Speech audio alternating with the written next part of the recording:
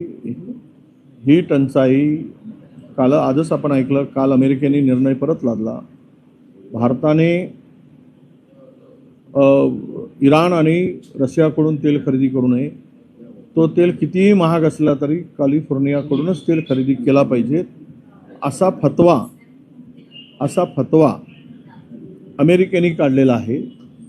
आणि त्यामुळं ही टंचाई कृत्रिम नाही, ही टंचाई आपला निर्माण घेणारं सरकार जबाबदार आहे. सरकारच्या चुकीच्या धोरणामुळे डिझेल पेट्रोल मिळत नाहीत आणि होत आहे ते दरवाढ. ही दरवाढ उद्या पेट्रोल 150 रुपयावर जाईल, डिझेल 140 रुपयापर्यंत जाईल. पुढच्या महिनाभरामध्ये ही परिस्थिती होईल.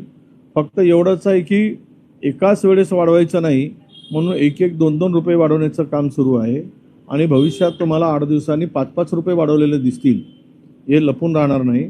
आणि महाराष्ट्रातील शेतकरी उद्ध्वस्त होईल. फार मोठी परिस्थिती, गंभीर परिस्थिती, म्हणजे कोरोनामध्ये, लॉकडाऊनमध्ये जी परिस्थिती झाली त्याच्या 20 पट वाईट परिस्थिती देशामध्ये निर्माण होईल आणि देश पूर्ण उद्ध्वस्त होईल.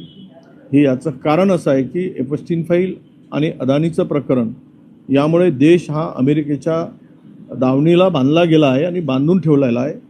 त्या पलीकडं कारण ट्रम्प म्हणतात की मोदीजींना फोन कुठे करावं आणि कधी करावं हे ठाऊक आहे आणि ते बरोबर योग्य वेळी फोन मला करतात.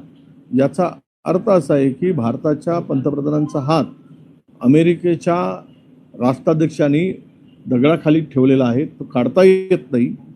आणि त्यामुळे हे भारतावर संकट ओढवलेलं आहे.